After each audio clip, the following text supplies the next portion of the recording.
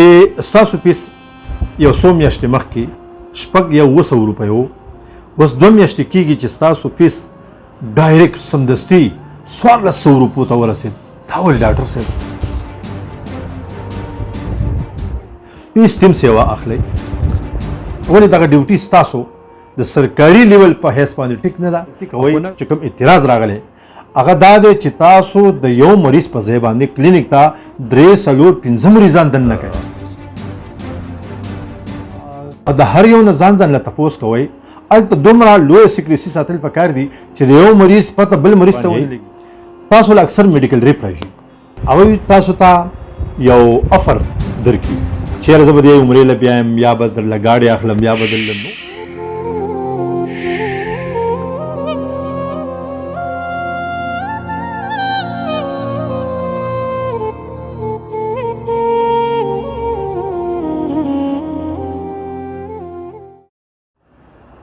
بسم الله الرحمن الرحیم. السلام علیکم. اقبال محسن یم، کتونکو د یوې نوې خپرونې سپینې خبرې سره حاضر یم. په دې خپرونه کې موږ مختلف د ادارو خلک، مشران، چې د هر یو فیلډ سره تعلق ساتي راغواړو او د هغوی سره سپینې خبرې په ډاګه خبرې کوو، په ډاګه به دې تپوسونه کوو، هغوی به موږ ته خپل جوابونه راکوي. نو نن موږ خپل سټوډیو ته میلمه راوختی دی، سپیشلیسټ ډاکټر دی محترم خالد خان صاحب. هغوی ته د زړه د تله ښه راغلاست وایو. ډاکټر صاحب په خیر راغلی. ډېره زیاته مننه او ډېره زیاته شکریه، ډېره زیاته مننه. خوشحاله اوسئ. کتونکو د ډاکټر صاحب نه به په یو څو پوینټونو باندې پوښتنه کوو او دغه پوینټونه به زما د طرف نه بلکې دا موږ ته مختلفو خلکو رالیږلي دي. په دې کې زما سره پوینټونه دي، اعتراضات دي او په دې کې څه تجویزونه هم دي. ډاکټر صاحب سره په هغې باندې خبره کوم. کتونکو دغه بله خبره کوم چې د ډاکټرۍ پیشه موږ دپاره ډېره زیاته مهذبه ده، ډېره مقدمه ده او ډېره محترمه ده، خو په اکثرو ډاکټرانو باندې اعتراضات کېږي. موږ ټول ډاکټران نه یادوو. دا خپرونه په دې هیله باندې ده چې موږ ته حقیقت هم معلوم شي او موږ ته یو خبره په ډاګه باندې شي. ډاکټر صاحب جی، اولنی اعتراض بخښنه غواړم، هغه موږ ته دا راغلی دی چې ستاسو فیس یو څو میاشتې مخکې شپږ یا 200 روپۍ و، اوس 2 میاشتې کېږي چې ستاسو فیس ډایرکټ سمدستي 1400 روپو ته ورسېد. دا ولې ډاکټر صاحب؟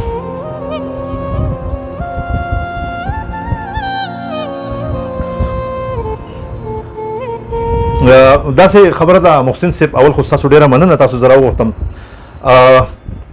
فیس موږ د دغې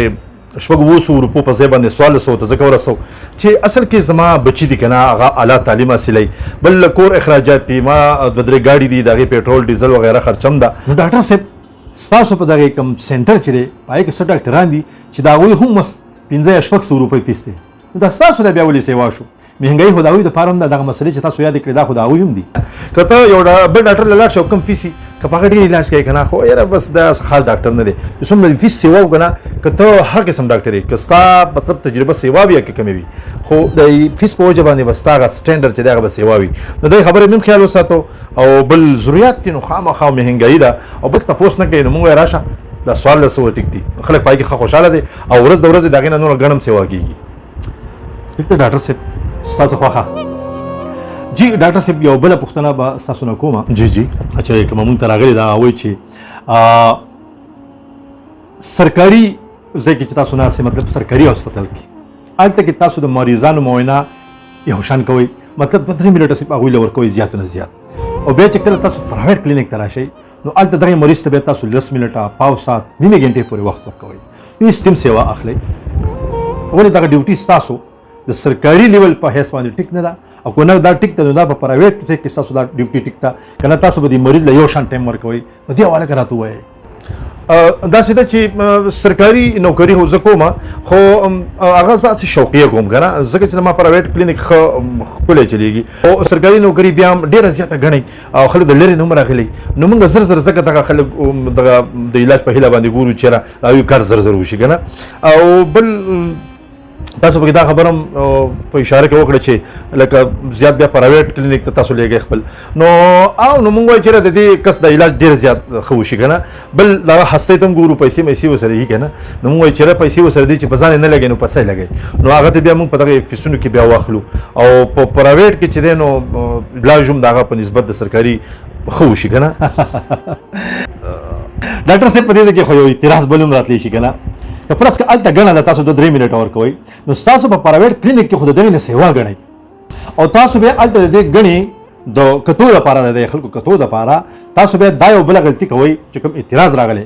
هغه دا دی چې تاسو د یو مریض په ځای باندې کلینک ته 3-4-5 مریضان دننه کوئ او د هر یو نه ځان له تپوس کوئ هلته دومره لویه سیکریسي ساتل پکار دي چې د یو مریض پته بل مریض ته ونه لګي دغه مریض خپله د بیمارۍ خبره کوله او تاسو ته نشي کولی خو دا هم نشي ویلی چې دا نور مریضان هم دلته سره کېنولي ولې په هغې کې ستاسو ګټه ده په یو ځای ټول راننه باسئ یو ځای باندې ټول مریضان وګورئ بیا لږ ساعت وروسته بیا نور چې کوم دی مریضان دغه شان دننه کوي دا خو یې ډېره غلطه طریقه نه ده که څنګه او تاسو د دې دغه خبره وکړه بالکل خو هغه داسې دی چې موږ ځکه دا کسان زیات دننه مطلب دغه کوو چې څومره ګڼئ نو دومره زر هم ختم شي او زموږ هغه فیسونه چې دي نو هغه هم په وخت باندې موږ ته میلاو شي نو موږ وایو چې یو قسم پاتې نه شي که نه خدمت دی د خلکو خدمت کوو نو موږ خیر که په موږ باندې سخت دی خو چې د دې قام خدمت وشي بل که رښتیا را باندې وی نو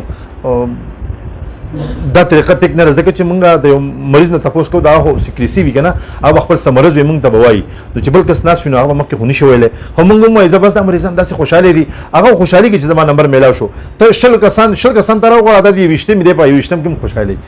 خلک چې څنګه غواړي موږ هغه شان کوو خبره دا هم ده که نه جي ډاکټر صاحب یو بل اعتراض راغلی دی هغه دا دی چې وایي چې تاسو چې کوم سپیشلیسټ ډاکټران صاحبان یئ تاسو له اکثر میډیکل ریپ راځي هغوی تاسو ته یو افر درکړي چېرې زه به دې عمرې له بیایم یا به درله ګاډۍ اخلم یا به درله نور څه کار کوم نو تاسو ته هغې یو دوایي کېږدي هر څه چې وي هغه دوایي که یو مریض ته ضرورت وي او که نه وي زه به دې کې دننه نه ننوځم ضرورت مو ته څه نه څه وي خو د هغې په نسبت نورې هم ښې دوایانې وي خو تاسو هغې دوایانو ته ډېر زیات نه راځئ کوم چې ما سره اعتراض راغلی زه خبره کوم او تاسو د هغې میډیکل ریپ هغه دوایي هر یو مریض ته لیکئ د دې دپاره چې تا ته یا کور جوړ کړي یا راته ګاډۍ واخلي یا د عمرې له بوځي زما په خیال دا خو ډېر زیاتی نه دی که څنګه دا ولې محسن صاحب تاسو خو ډېر عجیبه تپوسونه کوئ ډېر معلومات هم زما په حقله باندې حاصل کړي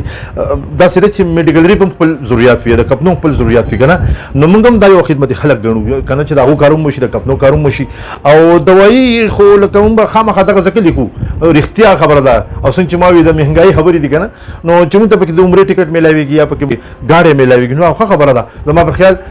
تا ته مې وي نو تم به په دې خوشحاله راځئ چې او داسې دې زه هم وکړم خو موږ ډاکټران پکې تارګېټ شوي یو نو بیا هم زه دا وایم خپل طرف نه چې دا خو د صحت سره لوبې دي که نه یو دوایي پرس که هغه نه ده پکار ټیک ته د هغه مناسب به وي خو دومره زیاته مناسب نه وي او بیا هم هغو ته لیکو نو ما ته ښه خبره نه ښکاري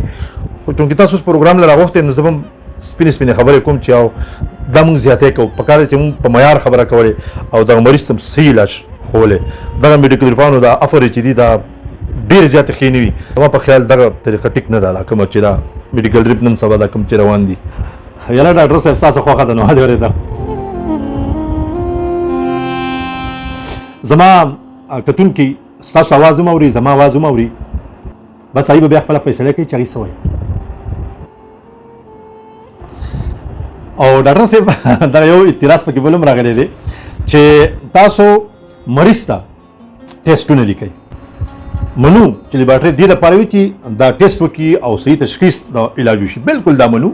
خو وایي چې یو پیره ټیسټ ولیکل شي او دغه مریض بیا لاړ شي دغه ډاکټر لا نو دوباره ورته بیا ټیسټ لیکي که د ټیسټ ضرورت وي او که نه وي او بل دا اعتراض هم شوی چې دی به هغه ته لکه خاص د ټیسټ یعنې هغه لیبارټري به ورته ښایي چې په دې کې ته ټیسټ وکړه حالانکه هغه به بل ځای کې هم دغه ټیسټ کړی وي هغه به ورته منظور نه وي او دغه ټیسټ به ورته منظور وي کوم چې دا ډاکټر صاحب لیکلی نو تاسو لیکلی د دې څه مطلب ډاکټر صاحب ټیسټ خو ټیسټ دی که نه محسن صاحب لیبارټرۍ خو د دې ډاکټرانو دپاره او د دې مریضانو دپاره جوړې شوي که نه نو خامخا موږ ورته دغه ټیسټونه لیکو او پاتې شوه تاسو وي چېرې که تاسو ورته ټیسټ بیا بار لیکئ یا ضرورت وي یا نه وي خو اکثر چې ضرورت وي نو هغه ورته لیکو او بیا تاسو دا مې وي چېرې مخصوص مطلب لیبارټري ورته تاسو ښایي نو بس څه وکړو بعضې لیبارټرانو کې پرسنټیج خبره یې که نه خبره او بیا هغه مهنګایي له ضروریاتو له راځي که نه دا په دې لیبارټرو کې نه وباسو په دې فیسونو کې نه وباسو نو بیا خو هغه سیالي موږ نشو کولی که نه بل سپیشلیسټ ډاکټر یم خامخا نو څه خو به کول غواړي که نه بل ډاکټر صاحب تاسو اکثر مریض سره ډېر زیات په بد چلنۍ یعنې مطلب ډېر په غوسه کې خبرې کوئ یا که ورسره بل څوک راغلي هغه در سره د مریض په حواله خبره کوي نو هم ډېر سخت لفظونه کاروئ ډاکټر خو ډېر زیات مهذبه وي او جی غوسه خو ځکه کوو چې ګڼه هم وي او مونږ وایو چې په فاین باندې د مریض خبره کوله چې بس ستا څه مرض دی چې بس ډایرکټ ولا هغه خبره مونږ ختموو بل کس سره راغلی نو هغه مریض نه یا اوس د سره راغلی نو هغه ته خبرو ته څه ضرورت دی نو مونږ د مریض ته وایو ته خپله خبره زر کوه ډاکټر صاحب ډېره معافي غواړم کوم تپوسونه چې ما وکړو د هغې صحیح جوابونه تاسو راکړو او کرا نه کړو د دې فیصله خو به زه نه کوم خو د دې فیصله به زما کتونکي زما اورېدونکي کوي خو زه دا وایم د خپل طرف نه چې د ډاکټرۍ یعنې د طب دا پیشه چې ده دا ډېره محترمه ده څنګه چې ما وویل